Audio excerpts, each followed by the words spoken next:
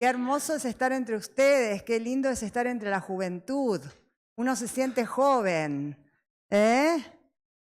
Bueno, hemos estado orando mucho por este día, preguntándole al Señor qué tenía que decirles para que se llevaran en el corazón, para que atesoraran en el corazón.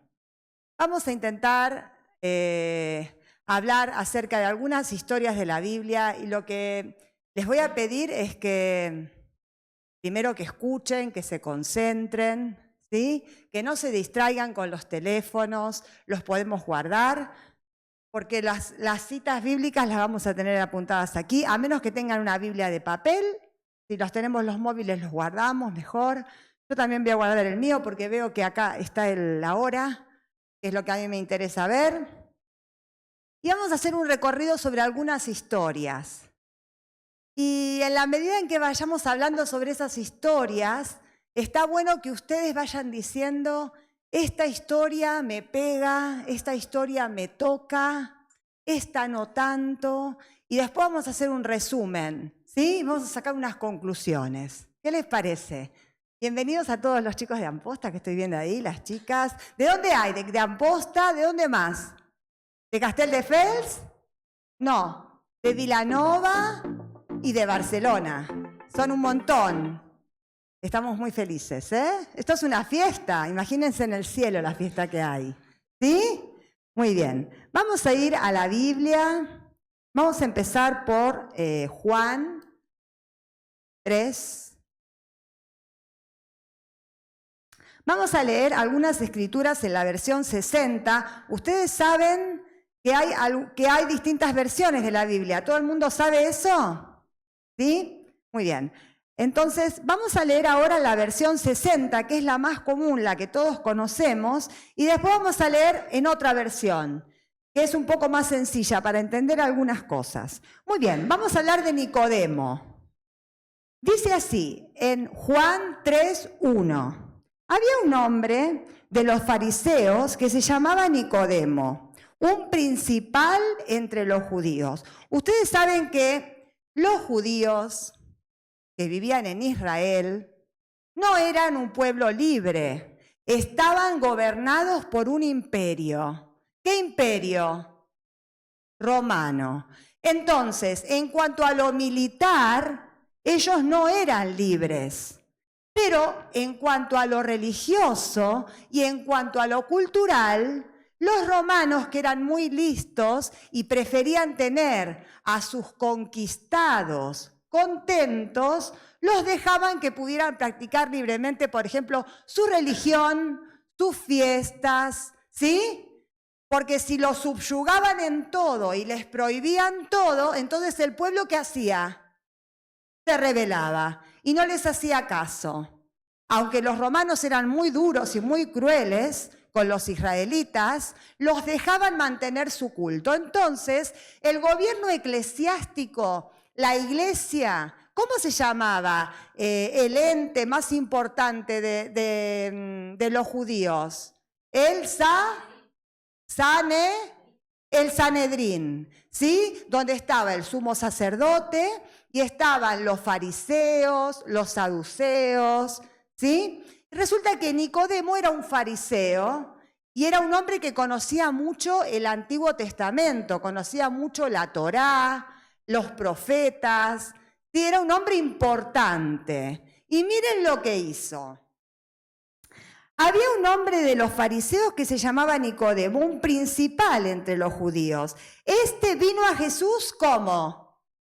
De noche. Y le dijo, Rabí, sabemos que has venido de Dios como maestro, porque nadie puede hacer estas señales que tú haces si no está Dios con él. Dos cosas. Fue a verlo de noche. ¿Por qué será? No estaba muy bien visto que un fariseo se acercara a Jesús, porque todos los fariseos estaban en contra de Jesús. ¿Por qué? Porque él se decía que era el Hijo de Dios y los fariseos no lo creían, ¿no? Entonces siempre estaban buscando la ocasión para para molestarlo, para apresarlo, para matarlo, ¿sí? Para encontrarlo en alguna causa para apresarlo. Entonces, Nicodemo dijo, mejor lo voy a ver de noche, para que nadie me vea y pueda conversar tranquilo con él. Entonces, Nicodemo sabía que Jesús no era un rabí común, no era un maestro común, era alguien superior, porque las señales que Jesús hacía no eran normales, eran señales de verdad. Pero claro, Nicodemo le hace una pregunta, pero Jesús, que todo lo sabe y todo lo ve, no le responde esa pregunta. Jesús va a su corazón a ver la necesidad. Y miren lo que le dice. Vamos al versículo número 3. Y Jesús le respondió y le dijo, de cierto te digo, Nicodemo, el que no naciere de nuevo no puede ver el reino de Dios. Esto le contestó Jesús. Y Nicodemo le dijo, ¿cómo puede un hombre nacer siendo viejo? ¿Puede acaso entrar por segunda vez en el vientre de su madre y nacer? Jesús le estaba hablando en un idioma espiritual. Jesús le estaba hablando en un idioma eterno. Y Nicodemo le estaba hablando en una mente natural. ¿Sí? Y nosotros sabemos que la mente natural, o sea, la mente carnal, no tiene nada que ver con la mente espiritual. Cuando nosotros muchas veces venimos a la iglesia y el pastor está predicando y no entendemos nada de lo que el pastor está predicando, puede ser por dos motivos. Uno, porque no hemos nacido de nuevo, porque Cristo no vive en nosotros. Y dos, hemos nacido de nuevo, pero estamos operando en la mente natural. No le estamos dando a Dios el primer lugar y que Él lo controle todo. Entonces el pastor puede explicar todo lo mejor que puede, pero como yo estoy en mi carne, en mi mente natural, no entiendo nada. ¿Sí? En este caso Nicodemo no había nacido de nuevo. Pero miren lo que le pregunta, ¿me tengo que meter en el vientre de mi mamá otra vez para nacer? Jesús le estaba hablando de cosas eternas y Nicodemo lo estaba entendiendo en lo natural. Entonces Jesús le sigue explicando. Y le dice en el 5, y respondió Jesús, de cierto te digo, que el que no naciere de agua y del Espíritu no puede entrar en el reino de Dios. Lo que es nacido de la carne, carne es, y lo que es nacido del Espíritu, Espíritu es. No te maravilles de que te dije, os es necesario nacer de nuevo. El viento sopla donde quiere y oye su sonido, mas ni sabes de dónde viene ni a dónde va. Así es todo aquel que es nacido del Espíritu. El Señor le estaba hablando de un nuevo nacimiento, ¿sí? El Señor le estaba hablando de una regeneración, de algo que tiene que ocurrir en el corazón cuando nosotros morimos. Ahora lo voy a explicar cómo ocurre, ¿sí? Porque en Romanos el apóstol Pablo nos explica bien cómo ocurre ese proceso de regeneración. Es cuando mi vieja naturaleza muere y una nueva vida, que es la de Cristo mismo, se instala en mi corazón. Nosotros sabemos que nacimos en una naturaleza como caída, pecadora. Adán pecó y ese pecado traspasó generaciones, esa semilla del pecado traspasó y llegó hasta nosotros. Nosotros pecamos, ¿por qué? Porque somos pecadores, porque la raíz de nuestro corazón es pecado, maldad. Somos pecado. Nuestra naturaleza es pecado, ¿sí? Entonces, para que pueda haber una nueva vida que se instale y venga a morar en nuestro corazón, esta vieja naturaleza pecadora tiene que morir. Entonces Jesús le dice, así es la vida del Espíritu, Nicodemo, como el viento. ¿Ustedes pueden sentirlo al viento? Sí, pero ¿lo pueden ver? No, la vida del Espíritu es así. Nos lleva para donde sea, nos controla, pero no lo vemos, pero nos controla. Esa es la vida del Espíritu. ¿Sí? Muy bien, primer ejemplo, Nicodemo, un principal que conocía las Escrituras, pero que no había nacido de nuevo y que estaba operando en su mente natural mientras Jesús le hablaba de lo eterno. Algo tenía que ocurrir para que Nicodemo pueda pasar de lo natural a lo espiritual. Muy bien, vamos a otro ejemplo. Nos vamos caminando hacia Samaria. Vamos al capítulo número 4 de Juan. Resulta que los judíos, ¿qué pasaba entre los judíos y los samaritanos? ¿Alguien sabe? No se hablaban. Había un problema de muchos años, ¿sí? Estaban enemistados. Y saben que los judíos, los que vivían en Judea, porque Israel se dividía en 3 provincias. La del sur, Judea. La del centro, Samaria. Y la del norte, Galilea. ¿Sí? Muy bien, los judíos del sur, cuando querían ir al norte, a Galilea, ¿saben lo que hacían? Hacían un montón de kilómetros, cruzaban el Jordán por el este para no pisar el territorio samaritano, porque no se hablaban. Pero Jesús es Jesús. Jesús no se desvió. Jesús fue ahí. Así tenemos que ser nosotros. Nosotros no tenemos que dar ningún rodeo. Cuando hay algún problema tenemos que ir y solucionarlo. ¿Sí? Entonces él sabía que había una mujer que estaba recogiendo agua en un pozo. Y nos vamos a Juan 4. Y vamos a ver lo que pasa. Vamos a ir al 6, al versículo 6, 4, 6.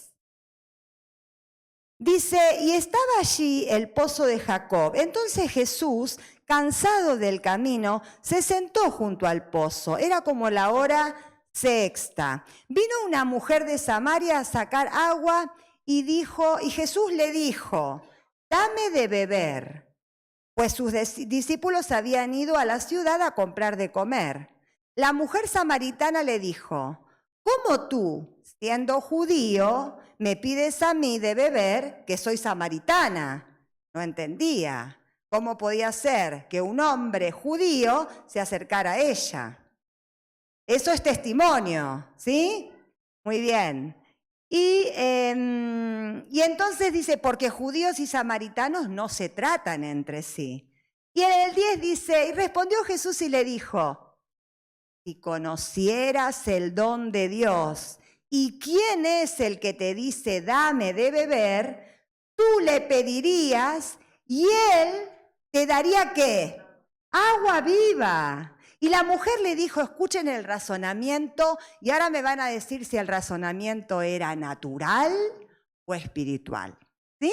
Ustedes mismos van a juzgar. Y la mujer le dijo, Señor, no tienes con qué sacarla, el agua viva. Y el pozo es hondo. ¿De dónde, pues, tienes el agua viva? ¿Acaso eres tú mayor que nuestro padre Jacob, que nos dio este pozo, del cual bebieron sus hijos y sus ganados? Y respondió Jesús y le dijo, cualquiera que bebiere esta agua, la del pozo, volverá a tener sed. Mas el que bebiere del agua que yo le daré, no tendrá sed jamás, sino que el agua que yo le daré será en él una fuente de agua que salte para vida eterna. Y mira la mujer le dijo, Señor, dame esa agua, pero escuchen esto, para que yo no tenga sed, ni venga aquí a sacarla. ¿Qué razonamiento era ese? Natural. Ella dijo, qué genial, me va a dar un agua que yo me voy a quedar en mi casa y nunca más voy a tener sed. No estaba comprendiendo qué agua Jesús le estaba ofreciendo. ¿Sí? Nicodemo, ¿tengo que meterme en la panza de mi madre para volver a nacer? La mujer, ¿me vas a dar un agua y nunca más voy a tener sed? Y nunca más voy a tener que venir con mi cántaro y llevármelo en el hombro. ¿Qué trabajo me vas a ahorrar? Mente natural y mente espiritual. No puede haber ninguna coincidencia, ¿sí? En 1 Corintios 2:14 dice que, vamos a buscarlo, a ver si lo tenemos por ahí. 1 Corintios 2:14, lo tiene muy claro, dice, pero el hombre natural no percibe las cosas que son del Espíritu de Dios, porque para él son locura y no las puede entender, porque se han de discernir como espiritualmente. Bueno, muy bien, seguimos adelante. Les cuento que después la mujer, después que Jesús le revela que ella tuvo varios esposos, ella se da cuenta que Jesús es un rabí, es un maestro especial, ¿sí? Y después ella termina yendo a dar testimonio a todos los que tenía alrededor. Y sabemos por otras escrituras que Nicodemo también conoce a Jesús, ¿sí? Pero vamos a ver un ejemplo más. Vamos a ir a Mateo 19. Mateo 19. Vamos a ver lo que pasa con este muchacho. Mateo 19, 16. Entonces vino uno y le dijo, Maestro bueno, ¿qué bien haré para tener la vida eterna? Y él le dijo, ¿por qué me llamas bueno? Le dijo Jesús, ninguno hay bueno sino Dios. Mas, si quieres entrar en la vida, guarda los mandamientos. Y le dijo, ¿cuáles? Y Jesús le dijo, no matarás, no adulterarás, no hurtarás, no dirás falso testimonio. Honra a tu padre y a tu madre y amarás a tu prójimo como a ti mismo. Y el joven le dijo, todo esto lo he guardado desde mi juventud. ¿Qué más me falta? Acá ya dijo una mentira, más grande que una casa. ¿A qué sí? Porque no podemos guardar nada, ningún mandamiento, si Cristo no está en nosotros y Él es el que se expresa. ¿A qué sí? Si Cristo no controla todo nuestro ser, mi vieja naturaleza, mi carne, jamás puede obedecer la ley de Dios. Jamás.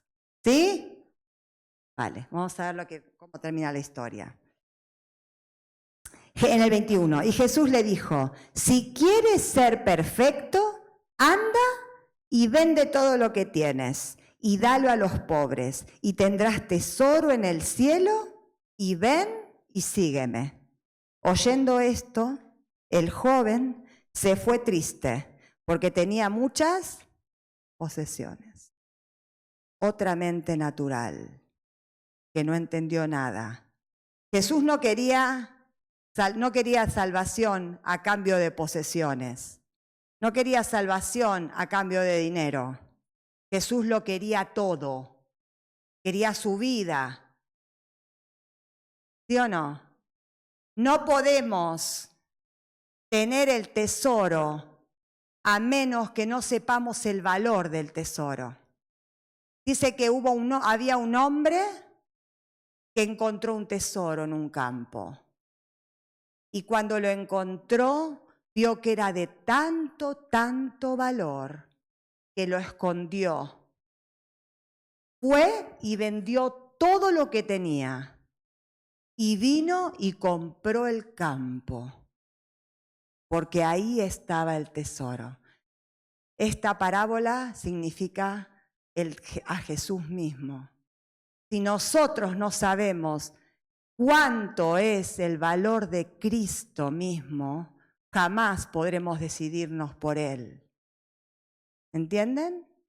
Porque Él lo es todo. Él lo es todo. Vale la pena todo. Y Él no quiere que nosotros le entreguemos un poquito de nuestra vida. Él no quiere un poquito de nuestra atención. Él lo quiere todo. Él lo quiere todo. Él quiere que nosotros nazcamos de nuevo. Pensemos ahora, a partir de ahora, porque vamos a entrar en el terreno de Romanos, vamos a empezar a pensar seriamente si hemos nacido de nuevo o no. Porque hay unos frutos muy claros que identifican a las personas que nacen de nuevo. Nicodemo no había nacido de nuevo. La mujer samaritana no había nacido de nuevo. Y el joven rico no había nacido de nuevo. Estaba claro.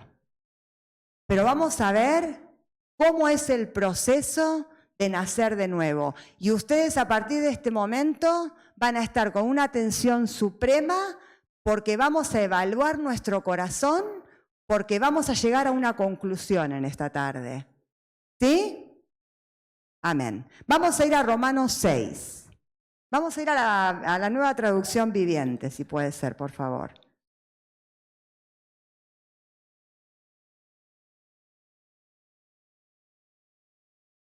Antes de eso les quiero contar que nadie puede venir a Jesús si Dios no lo trae. No es que yo decido venir a Cristo.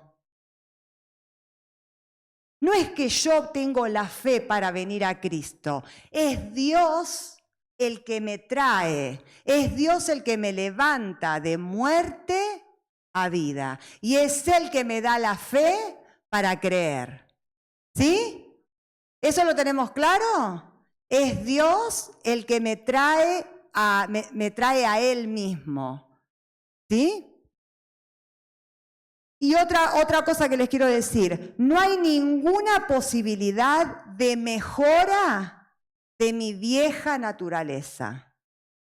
Ahora vamos a ver el proceso que ocurre para nuestra regeneración, para nuestra salvación. Y no hay ninguna posibilidad de que mi viejo hombre, esa persona con la que tú naciste y con la que yo nací, antes de conocer a Cristo, sea mejorada. Esa persona tiene que morir. No hay posibilidades de que esa persona mejore o se renueve o se transforme. Esa persona tiene que morir. ¿Para qué? Para que una nueva vida se instale dentro de mí, que es Cristo mismo. ¿Sí? Entonces vamos a ir a Romanos y vamos a pedirle al Señor que abra los ojos de nuestro corazón y de nuestro entendimiento para comprender las Escrituras. ¿Amén? Muy bien, vamos al versículo 2. Nosotros hemos muerto al pecado.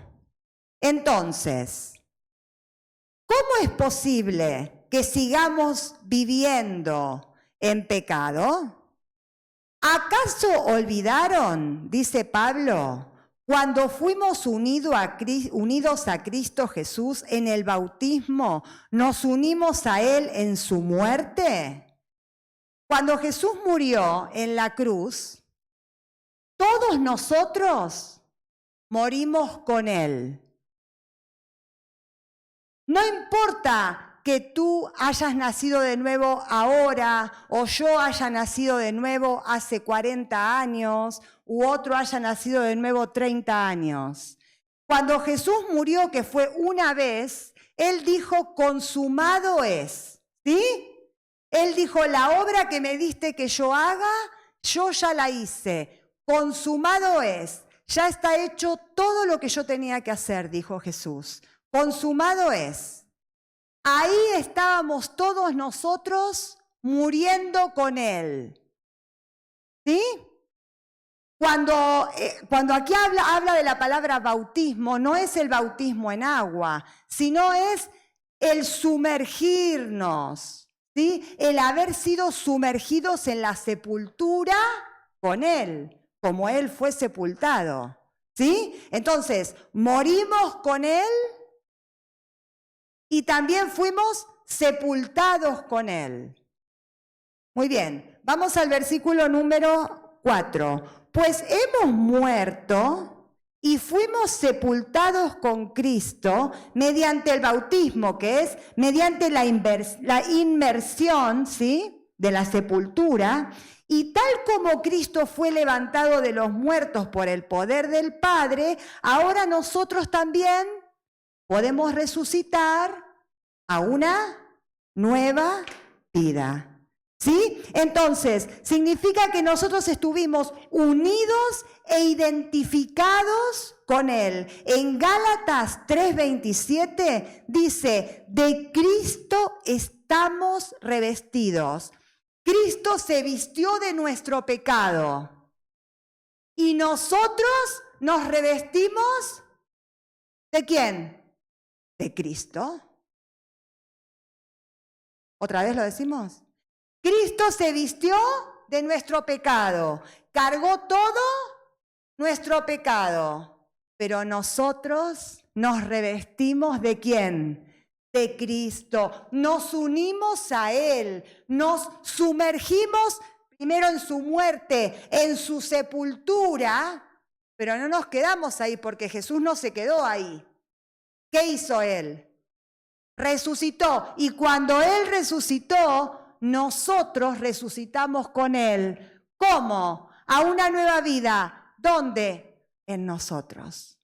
Esa nueva vida vino a vivir y a morar en nuestro corazón en el momento en que Dios despertó nuestra fe y dijimos, sí, sí, ven a vivir a mi corazón, ven a vivir a mi corazón. Esa nueva identidad, Cristo en mí, esperanza de gloria. Era un misterio, en el Antiguo Testamento no se había hablado de esto. En el Antiguo Testamento no se hablaba de que Jesús iba a venir a vivir en nosotros. Ese era un misterio que fue revelado después de siglos y siglos. Cristo en nosotros, esperanza de gloria. Y ahora nosotros estamos revestidos de Cristo. ¿Y qué pasó con nuestra vieja naturaleza? Murió. Murió. Cuando nosotros nos abrazamos a Cristo, a la cruz de Cristo, y Él estaba muriendo, nuestro yo, mi Adriana vieja murió. ¿Sí?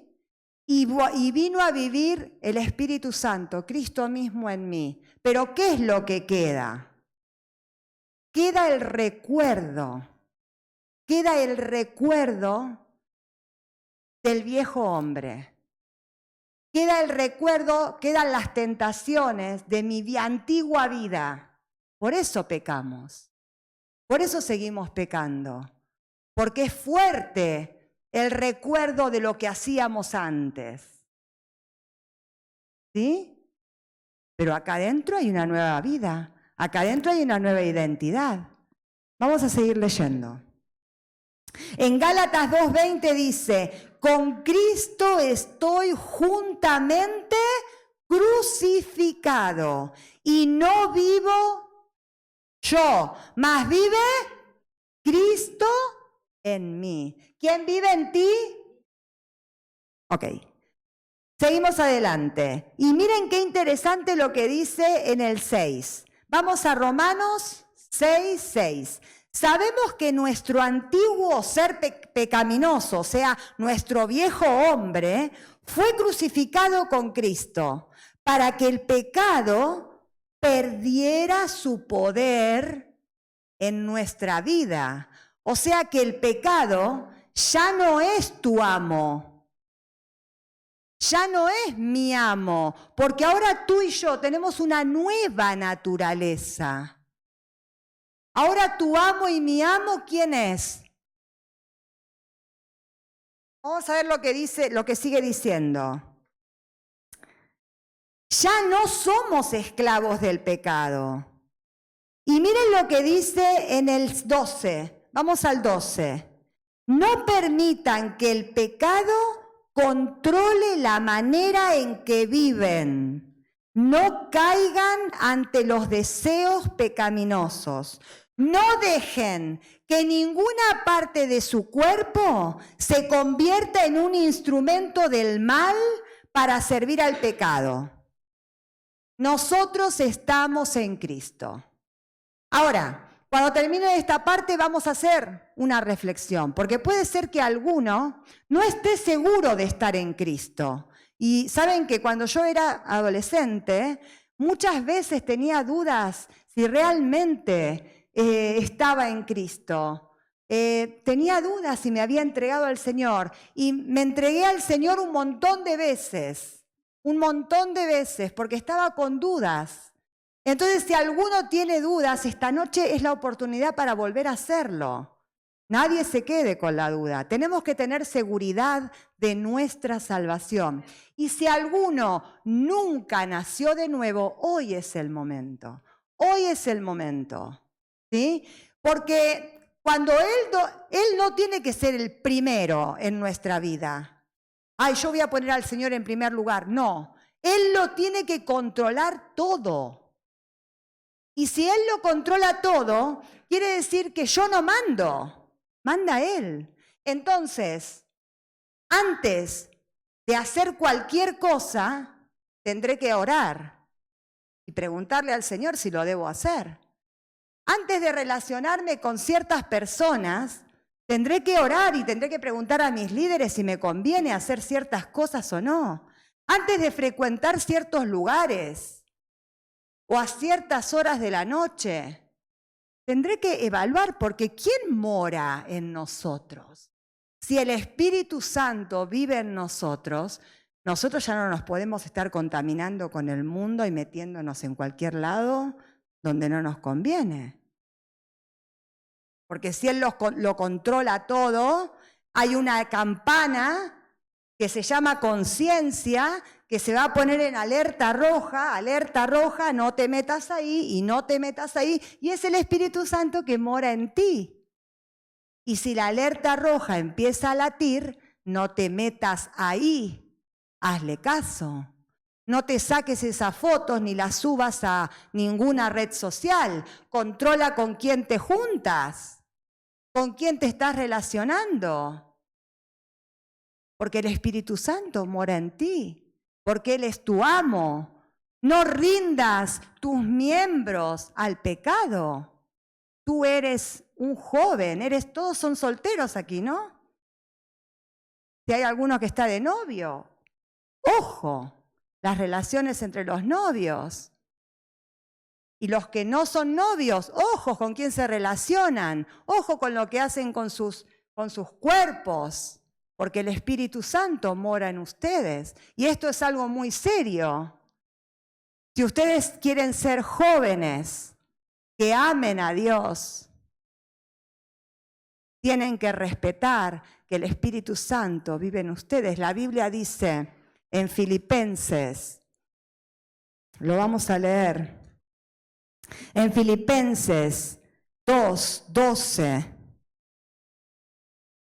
Ocúpense de vuestra salvación con temor y temblor, no porque la vayan a perder, porque no la van a perder la salvación, porque Cristo murió una sola vez y resucitó para siempre, y Él está en ustedes y para siempre va a estar.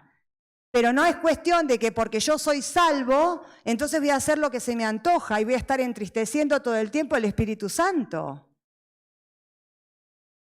Pablo es muy claro, ya no somos esclavos del pecado.